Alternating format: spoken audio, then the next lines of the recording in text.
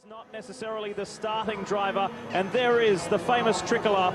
It will be waved, and we will start the 73rd 24 Hours of Le Mans. The car's in sight now. This is a fabulous moment, and this is my 5th 24-hour personally. I have never seen a crowd like this. Alan, Dorsey, you guys? I tell you, it's huge. You can't see it from here because the circuit is 8 miles around, but there are people like this. These scenes that we see are everywhere around the 8 miles. There's thousands upon thousands of people. Yeah, a lot of folk. Last time I think it was like this was probably Ferrari-Ford battle, 1967. Will we see the same battle today? Jean-Christophe Bouillon is the pole man for Pescarolo Sport. He sees the tricolor. They prepare. They're onto the front straight, and the tricolor is waved. The 2005 Michelin 24 Hours of Le Mans is underway. Emanuele Pirro looking, Michigami on the inside. They are fighting like it's a sprint race already. Quite surprised about that. I mean, that these guys are so aggressive. Of course, the first lap is where you can really improve your position quite a lot. They'll need to settle it down, though. It's a long way till tomorrow. Boy, Rio Michigami was aggressive in the Dome Mugen, attacking Emanuele Pirro, and he got through. He sits third at the moment. Pirro is the champion Audi, trying to fight back. That's a good thing, you know, actually, when you think about it, because you could do with the Dome to harass the two Pescarolos. That takes the pressure off the Audis for a few minutes. Formula One test driver from Frank Montani sits in behind Emanuele Pirro. There's the first of the Corvette C6Rs. And this fabulous field sorting itself out on the opening lap, but it's the two Pescarolo Judds that lead the way. Jean-Christophe Bouillon and Sohail Ayari. They carry the weight of France with them right now.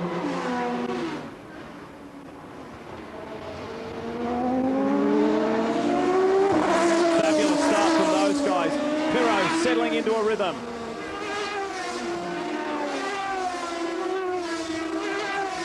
Well, I'll tell you one big difference between these open cockpit cars in the front. They're getting a nice whiff of air in there. It's not 90 yet, but it's going to be in the 90s. The poor old boys in GT1, however, those cars are closed cockpit, and they get very, very hot. And all of those drivers are very concerned as to whether their hydration's up or not. On board with Sohail Ayari. Has been part of the Pescarolo family for many years now, and is a fast driver. This complete French driver lineup in both cars.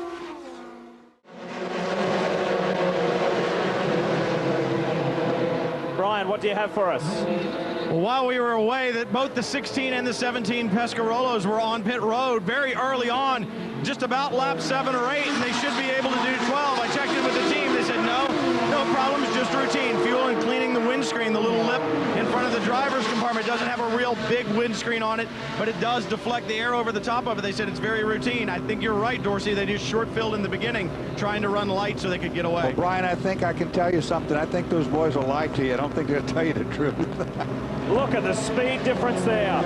Huge draft from the Pescarolo Sport, and it just blew by J.J. Leto. He didn't even have to really. He didn't even really have to draft it all. All he did was just put him in his gun sights and just pull the triggers. Yeah, that's right. I mean, there's a lot more power there, but we know that poor old Audi's 100 horsepower down, and of course it's got a 50 kilograms. That's what, 125 pounds of extra weight it's got to carry. That's like having a skinny passenger. Yeah, absolutely. And you know, the Audi guys aren't complaining about racing with the LMP1 cars necessarily as much as they say it's extremely difficult to run around a GT1 car, which is quicker in a straight line. And even the GT2 Porsches give them a fit. And so they have to do these demonic out-braking maneuvers, and that puts you in jeopardy. Well, it is. They're driving those Audis like they're in a kind of, you know, Grand Prix, basically, and that's the only alternative they've got if they're to try and stay in contention. But just as Brabham said, it's early days yet, and I tell you, this heat is going to play a really big part of this whole race. Just checked in with Brad Kettler, the crew chief on the car. He said no problems whatsoever. They're on the hot weather Michelin tire. He said they're just coming in. The car feels fantastic. JJ is very happy with the balance. Let's go down to Brian. Down here, the Mugen is in. Calvin, routine stop down here. The driver sitting in the car making a motion that it's very warm. Now talking on the radio to his crew, but a routine stop. It'll be fuel only. I don't even think they're going to do tires. It'll be a double stint. And JJ is in his pit box right now. He's taking some cool refreshment there. They got to keep these guys hydrated. Obviously, with the open cockpit cars, that's a lot easier than the GT1 and GT2 boys. But I spoke to JJ after the warm-up this morning. He said it is hot. You feel it. Certainly not to the same degree as the closed cockpit, but even in the Audi, he's going to be having his work cut out. Michelin tire guys say okay on tires, sends him on his way. Good clean start for the champion boys. Let's go back to Brian. Well, Calvin, a problem down here for the Mugen, for the dome.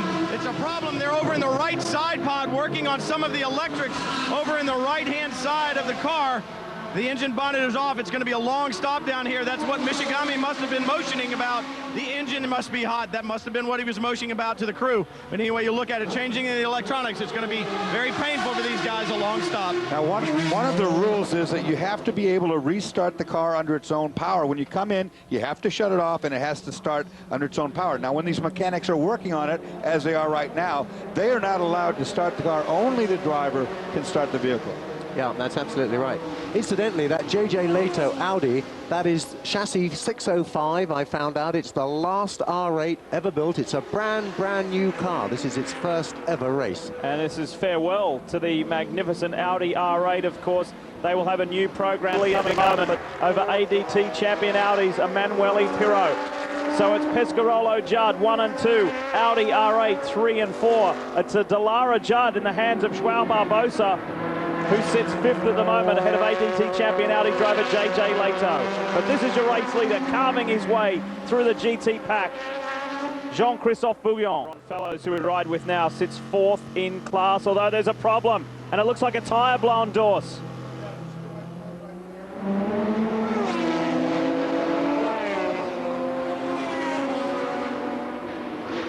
Problems there for Ollie Gavin, one-time class leader. And hopefully he can limp this back to the pits. It's a long way back to the pits. And watch now, the thing starts to shred. Now the problem can be, if that starts flailing around, it'll break off that bodywork. Next it can get a hold of the lower suspension and tear the suspension completely, which would take this car out of contention. Good thing is that's at Arnage, so he is on the way back. He's in the second half of the lap. Actually, no, it's not. I correct myself. That wasn't at Arnage. He has a long way to go. When they're not, the spotter alerts the rest of the team that there may be a problem, and that will have happened. Cal. Had a problem last year, Lee, at Sears Point when Dale Earnhardt Jr. was behind the wheel of that Corvette and he had that big incident in the morning warm-up. The car erupted in flames. Since that time, the Corvette team have really investigated the cause of that fire. And it's essentially where the fuel neck was in the side of the bodywork. It tore that out and essentially erupted into a ball of flames. They've made a change now. We're looking at the refueler here, getting ready to put the probe into the car, and you see this long red tube here. It actually connects directly now to the fuel cell itself. So there's like an inlet in the bodywork, and then that's about 24 inches of that red tube that will then connect directly to the fuel cell. So if you do get a puncture and that tire flailing around, it's not going to rupture any fuel line on the outside of the race car. So one of those things that have looked into an incident, been proactive, and certainly made the car a lot safer in this situation. You can see in the right-hand box, overall race leader coming in for its second pit stop, Jean-Christophe Bouillon. Meanwhile, Ollie Gavin has made it back to pit road. That second pit stop for the lead car on lap 21, so they're following a 10-lap or 11-lap strategy. Ollie, that is now riding on board the 17. Of course, these cars, the fastest of all, right here on the straightaway. You're going to run some 315 kilometers per hour. For those of you that don't understand that, like I don't, that's pretty darn fast. Actually, it equates to about 195.731,925 miles per hour, if I get that right. I'm amazed at I'm amazed at how much quicker these Pescarolos are down the chute than literally everything else in the field. And it really must be very galling for the Audi drivers, because they've had years of going past people like they're tied to a post. All of a sudden, they're the ones tied to the post. And a good look at the steering wheel. Watch the fingers on the steering wheel. Of course, these are paddle shift cars now. We don't have the steering wheel. But if you had seen it, the upshifts are on the right side, executed by squeezing the steering wheel from the backside. There you see. The downshifts will be done with the left hand by squeezing the little paddle. You can't see it, but you can certainly see his fingers move on the wheel as he executes the gear change.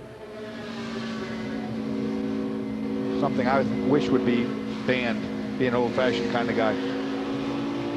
It'll be interesting when we see these Pescarolos having a pit stop for tires, what kind of wear they've got, but you know that Michelin have really looked after them and given them the best of the best. And they continue to lap right quickly as well. They continue to run a couple of seconds, usually at least per lap, quicker than the Audis at this stage of the race, continuing to build the margin just a little bit here. As we take a look at class leaders, it continues to be the Pescarolo Judds out front in the LMP1 category and overall in GT1 with all of the machinations. It's an Aston out front, but the Vets is there. Welcome back, and there you see one of the problems that can befall you in multi-class racing. That was one of the Pescarolos getting a piece of the 78 Panos, and it looked like, was that the Molzon hairpin? Well, it was at Arnage. It was at Arnage, and it's nasty, Arnage, because it's the slowest corner on the whole track, and you always get oil down there, and you can lock up one wheel or two wheels and it can do what it did. Alan, look at the steering wheel from the hit. He's done the toe-in. Uh-oh, He's got the steering wheel way to the left, and he's in a straight line. Absolutely. And he's on pit lane. Yeah. Yeah. That's rooted. That's rooted the steering. They're going to have to reset all that. That's going to take them some time.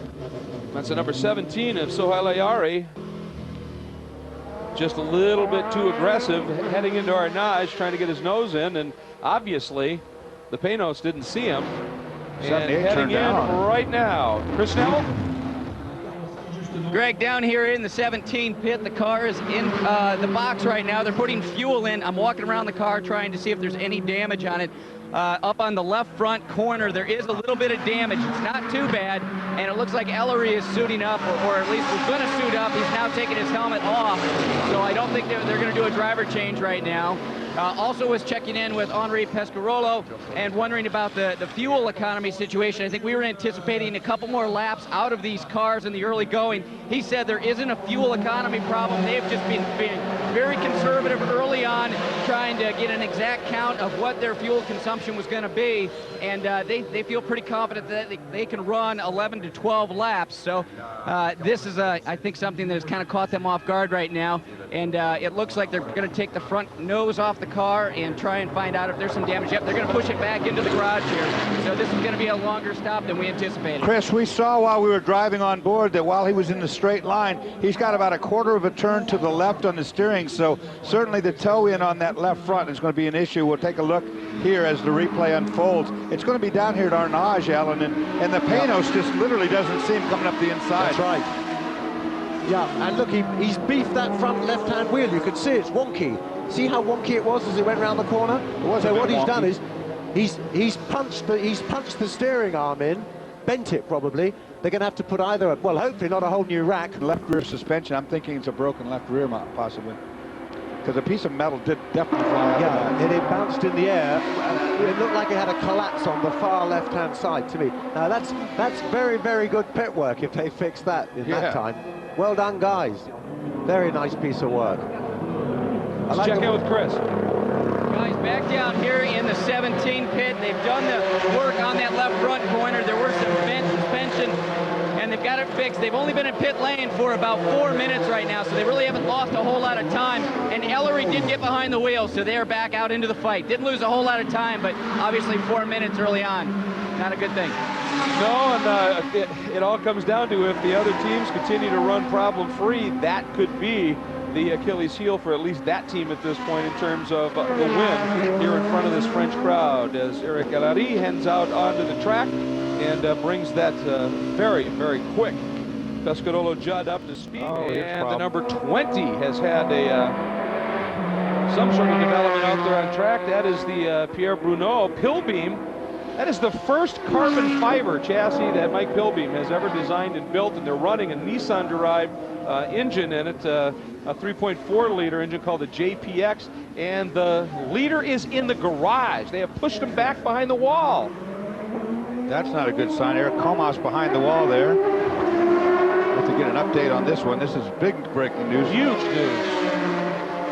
It's Elodie that went back out in the 17 car, so the overall leader, which, assuming he's there for a little bit, guess what? Audi makes its first appearance in the hands of the Ironman, Emanuele Pirro, at the top of the order. The only work I see being done is at the back of the car, and of course that is not a good indication whatsoever.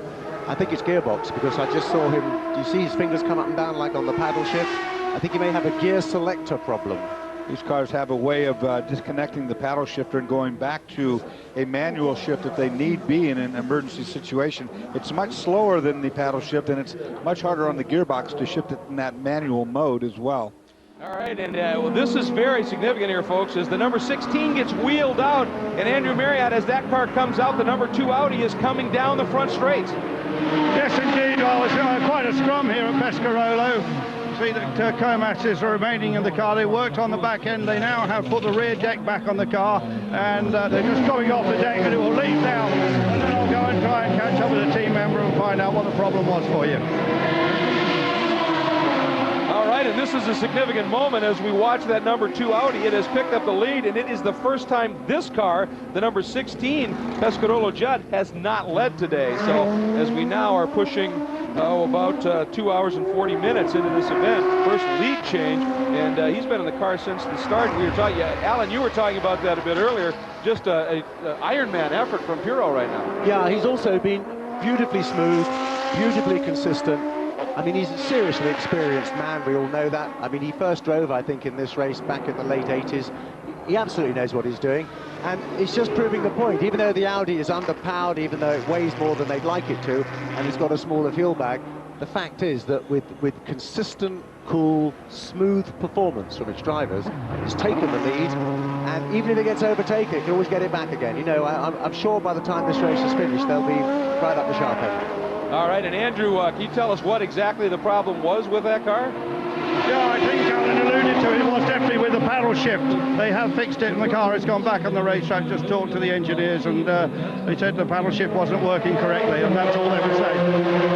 All right, well, it's out. The question is, how quick is it running? Crash here Quick spin here by the number 83 Porsche. He's been in the That wall is the for cycle sure. entry. And this is a team with a tremendous amount of endurance racing experience, but new to them are it's David Shep. Oh, the number 16 looks to be going very slowly. That was our leader. It just made that pit stop. 16 in trouble. David Shep was the driver of the Porsche that we saw has had the problem. We'll have to take a look and see if this car can even make it back. It's probably stuck in a gear with the paddle shifter. He's Well, I probably think got that's it. what's happened. They got it back in the pits, and the solenoid that operates it all, or one of them, is probably fused, and he's stuck in a gear. He might be stuck in, say, third gear, where he can't go very quickly because he overrode the motor. All right, well, the problems continue for Team Pescarolo Sport. We will be back to update you on that. Meanwhile, here is a look at the 73rd running of the 24 Hours of Le Mans. The number 16, as you see, back in the pits after a fairly slow lap. Speculation from the eagle eyes here in the booth that maybe that car is still stuck in a gear at this point, so problems continue to develop. Andrew? Yes, indeed. I just say I can update you. This car has gone back into the garage. They obviously haven't fixed this problem with the paddle shift. You've never seen so many journalists in your life as there are in this team, but it looks as if this race is starting to edge towards Audi's way. The rear deck is off the car is going up on the jacks, and they're already starting to work on the rear end again. So I think they've got a gearbox problem rather than the actual paddle shift problem. All right, Andrew, and you said it, starting to edge back to Audi's way. Well, we've got 3 Audis up front, the number 2 and the number 3 from Champion ADT, and the number 4 from PlayStation Team Orica. So the Audis, that reliability, that just freight train type. Number 2 Audi up front in the hands of Ironman Emanuele Pirro, who ran some phenomenal and long stints. There was a full course caution that came out because of oil all over the track. And right before the restart, watch next in your frame, the number 2 Pirro locked it up, went straight into the barrier in Arnage. It did some damage. They assumed that it was simply cold tires and not able to get going again. He was able to get back up. Then the 17 in the hands of Eric Hillary was running quite slowly on track, and he was frustrated at the same time. Then the number 4, this is the French Audi. This is in the hands of Stéphane Ortelli. had a run through the gravel trap. Then the number 52 BMS Scuderia Ferrari 550 Maranello, big spin between the Mulsanne corner and Indianapolis, and got away with it a little bit. It was hit the barriers, but not as hard as it could have. The speeds there tremendous for these cars. Then we had the number 13. Now this is one of the hybrid cars. Bruce Jaunet perhaps making the save of the race. That left rear tire exploding, destroying the back of the car. Again in that same segment of track, very fast, he managed to save it. Watch the number 4. Looked like perhaps the engine let go. Not the case. A problem in the right front corner of the car in the suspension or wheel bearing. It had to go back for a fix. And then the last caution caused by the 85 Spiker in the hands of Tom Coronel, a huge oil fire, and it was substantial at that. Christensen bringing in and turning over to Leto. Correct, you are. He is coming down that way. We saw JJ putting on his balaclava, the fireproof mask that goes underneath the helmet, and of course then his helmet. This should be routine. You see JJ how easy going he is. I mean, he's not breathing hard. He's not even worked up about this. Been there, done that, obviously. Bring the tires out, and it does not necessarily mean they'll be making a change in those tires, though. They probably will, but they can't do it until the fueling's done. All they can do while the man is fueling there is the two drivers assist each other in the driver change. And you see they're cleaning the windscreen as well. But you can't do the tires, you can't work on anything until that fueling rig is disconnected. Then they'll go to the tires if they're going to. You see the little pitot tube sticking up by his arm there? That's the airspeed indicator. These cars actually read their own airspeed like aircraft. And these guys are so experienced at doing everything they do. You know, the crew, the drivers, they've all done this so many times. They are super well-oiled machinery themselves. Like I say, very routine. You'll see him disconnect the air hose. He'll put it on launch control. Away he goes. And he doesn't have to get sideways anymore because that's illegal. They'll pick you up on that. Remember in the old days, they used to gas it out the pits all over the place, dust and derision. Now, of course, they're not allowed to do that. They don't let you do anything fun anymore, really.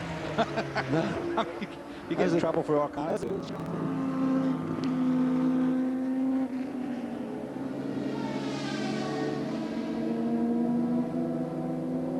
Let's take a look at the top 10 overall. Audi R8, Audi R8, it's champion 1 and 2. And the Dome Mugen is doing a wonderful job. That's for Jim Gaynor International. That's the name of the team. Can't remember if Andrew Marriott said this on air or not yet, but he found it very amusing that Jim Gaynor actually doesn't exist. It was just a name made up. They made it up because it sounded like a good name for a car owner in the United States.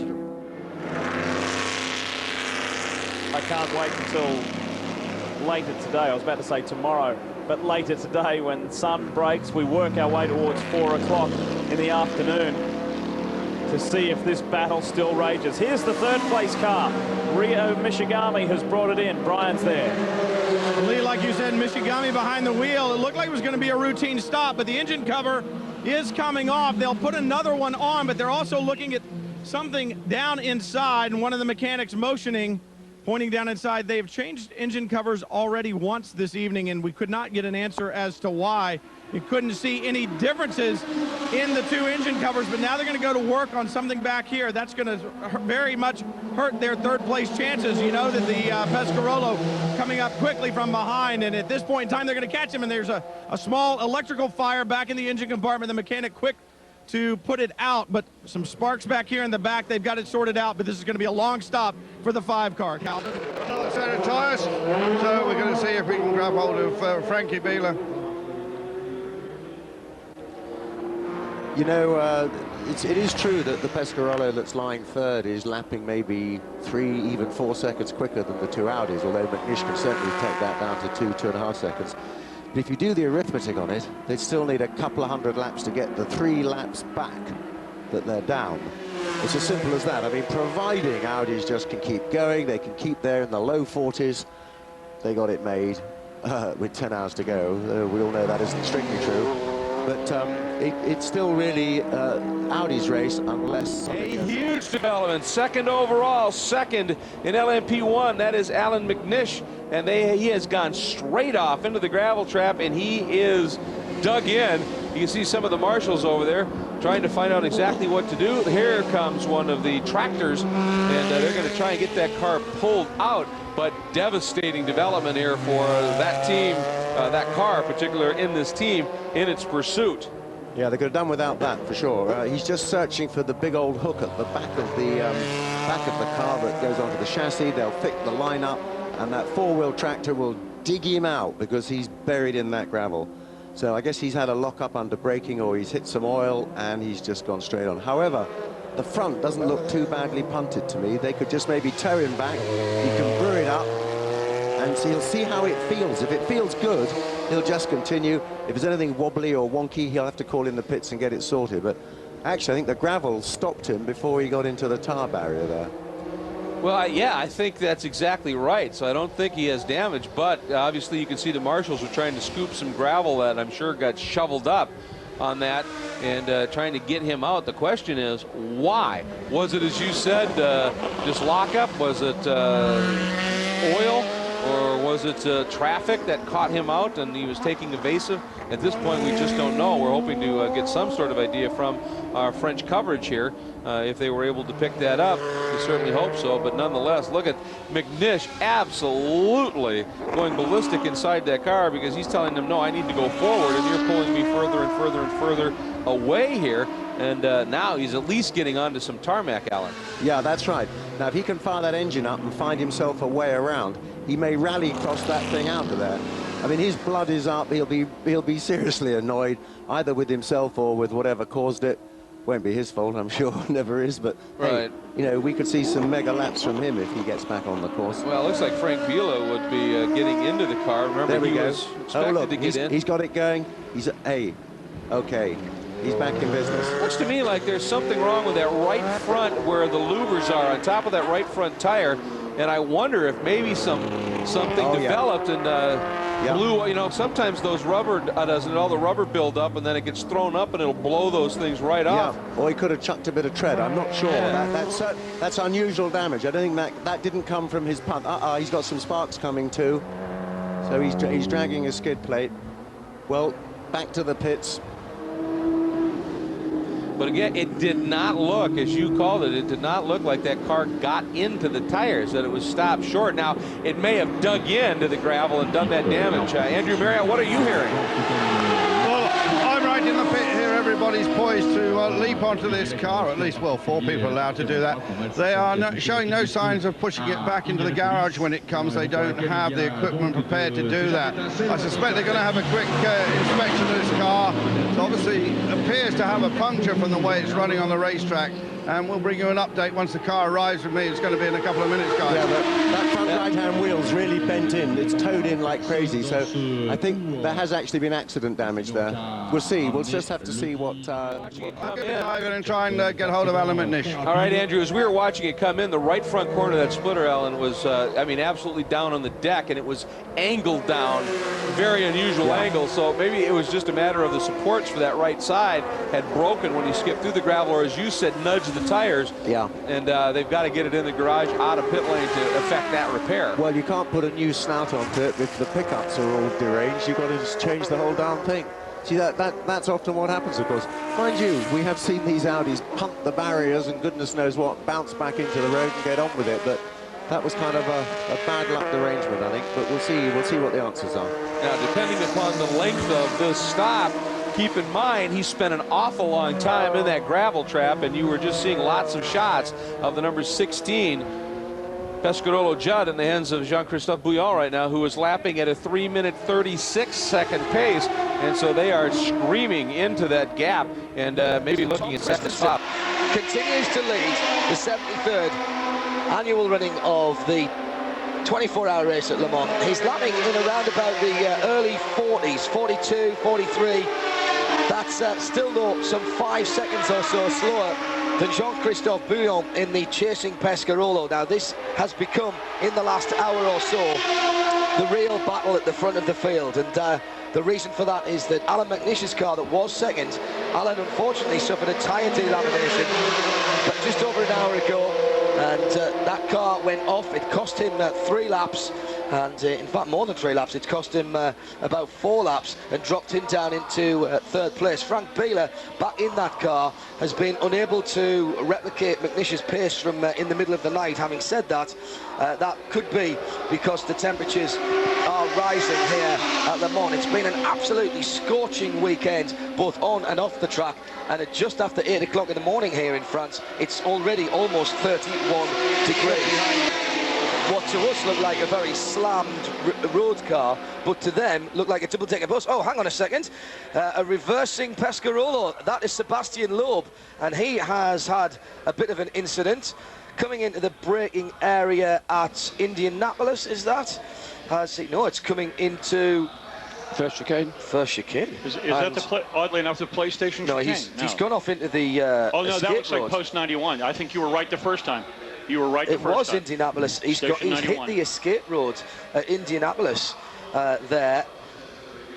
Very bizarrely. Now, does that mean he had a brake problem? Could he not downshift? Did he blink? Is that the bit that he didn't get to on the PlayStation game? That may be the answer. That's the best. The simplest answer is the best answer. Fortunately, he's pressed the little triangle and it's put him back on the track, so he's fine. Or unless he Control-Alt-Delete. Henri Pescarolo impassively looking on, just adjusting his headphones there for a moment. But Henri Pescarolo out in pit lane. This is a good sign. He's not retreated to the garage. Henri is on the attack. One headlight. Yeah. That's why they're getting excited at pit out. Yeah, well, it's got one headlight, but that's all it has to have. Thanks, Brad. Brad is... I think they're so dirty, I don't think they can see if the other one's on. Good call. That's a good escape from that one. Number 4, the Oreca PlayStation Audi is also in, and that's not going to have anything other than fuel unless they change their mind with the tyres that they've offered. The tyres are there, but it doesn't look as though they're going to take them at the moment. No, still just looking at fuel. There are no airlines ready, so my guess is that that's not going to happen as the Ray Mallet loader comes back out after this. There goes the PlayStation Audi, and at once I've got an empty pit lane. Hang on a second, because we've got a problem with the Aston Martin 59. Sarrazin has got, I think, a left rear puncture. Shall we just run that tape again where I say he's got a left rear puncture? But I think that's what it is. As through goes Emmanuel Pirot. He's very fortunate that it's not too far away from pit lane. It happened, I think, coming through the Porsche curves, which must have been very scary for Stefan Sarrazin. Remember, he was the first man in the race to go under the nominal 355 barrier. And that car comes back into pit lane, and Graham Tyler is down at the Aston Martin pit for the 59 car. This was second position in GT1. Does nobody want to win this class, Graham? Well, they're trying to give it away. Well, the Corvettes are not certainly trying to give it away. They're trying to win it. The Aston Martin seem to be managing to trip themselves up every now and then. The 59 car does come to a stop with that car, with that tyre, as you say, absolutely ruined. The headlamp flickering again on JJ Leto's Audi R8, the swan song for the R8 statistically, Paul. I mean, I can't remember what exactly it is, but I think it started something like 58 or 59 sports car races now, and it's won all bar, I think, 9 or 10 of them. Yeah, we'll answer that question a bit later on, but it has been a phenomenally successful car, and I just hope that it gets remembered in the right way somehow. You know, nowadays we look back at Porsche 917s, we look back at 962s, you know, we say, oh yeah, that was a classic era, and I hope we kind of look back on this era as a classic era, rather than saying, oh, that was a dip era in the history. And Alex Job racing car, it's Mark Lieb has just vacated the seat, handing it back to Mike Rockefeller. It sounds as though the car just stalled for a second. Yep, there he goes. Trouble for Trouble for one of the Pescarolos. It's the 17 car. Soyela Yari once again has hit trouble in that car. Remember, he hit Scott Sellers very hard. He's lost the rear wing now. Was that cause or effect? We don't know. He's got some damage right side as well. And that car, he's going awfully quickly in such a damaged car there, Paul. He is, isn't he? He knows it's important and it's worth, you could suggest, taking the risk, because there's almost nothing to lose with this car now. It's a bit down, isn't it, at the right-hand corner, which makes you think he might have punctured a tyre somewhere. The front left looking to be lifting a little bit. Here's a replay, John. First chicane, turns in right-handed, clips the curb. Oh, he's just took too much speed in. The car didn't want to turn in, and he's gone straight on. And the gravel trap not really doing its job. Bang! He hits the wall very hard indeed, and he knows straight away the hands are off the wheel in a gesture of frustration. And he was doing that yesterday, trying to really rattle the curb, coming in on the right-hander to that first chicane. It's very, very bumpy there, even if you drive it in a road car, Charles. It's awful. This place is like a billiard table until you get there, and then suddenly all the rules change. And there's actually ripples in the surface between... It's a public road, trucks, He's absolutely... Sebastian Obi is saying exactly what I'm saying, is you turn in and then it gets really ripply and it just pushes straight on and bounces, and you could see him jiggling his hands to say that he was basically just getting terminal understeer. For those of you here at Le Mans, the finals of the Le Mans European Championships, or the European Championships for Sony PlayStation 4, are actually underway in the village at the moment on the PlayStation stage. So if you can tear yourself away from the track, go and support Arthur, who's our English representative, British representative, and cheer him on, because there's a big prize up for grabs in that. And we'll have Henry Hope Frost talking about that a little bit later on. But Soyela Yari rather sheepishly has brought that car onto the pit lane, and Graham Tyler is with the number 17 Pescarolo as the man himself stalks around the front of the car. Graham having a rather disenchanted look at the handiwork of young Ayari. The leader is still the Audi R8 with Mark O'Verner now at the wheel. The number 3 car, which has had its problems, particularly getting out of the pit lane.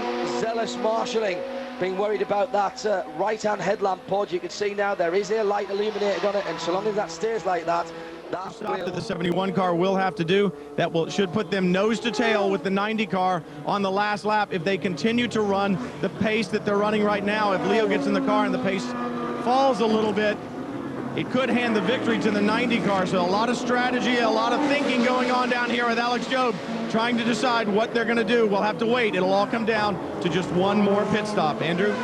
Yes, indeed, and strategy here in the champion pit. I understand that Tom Christensen will make 3 more pit stops. He is going to stay in the car until the end. A third of those pit stops will be a short fueling pit stop, so that will be a very, very quick one. And they will not change tyres at all at any of these pit stops. That's a strategy at the moment, that the tyres hang on, and that means they will save 20 seconds, because it takes about 20 seconds to put the actual tyres on. Andrew, so let's go back to the booth. It's going to be close, folks. We have trouble with the 58 car, and that's a big trouble. Flat left rear tire, and he's going to be limping around trying to get to the pit lane. This is a big development this late in the race. This car giving chase to the overall leader, Corvette. And that tire is not going to make it at that speed. The driver's going to have to slow down. If he doesn't, he risks the delamination of the tire. That will take the rear body work and just shred it to bits. Peter Cox behind the wheel of that car right now, sitting 3rd in class, and they had their problems, had a longest stop that had dropped them back just a lap, but they were definitely making up some time and perhaps getting ready to rejoin the battle on the same lap. That is coming up. This is devastating for this car, and on an 8-mile circuit to have a flat tire. You can't believe how, there goes hard of the tire right there. It's ripped in half. That part's no longer a problem, but now the inner part of the tire that's still left on the rim, is it going to shred apart and kill the bodywork?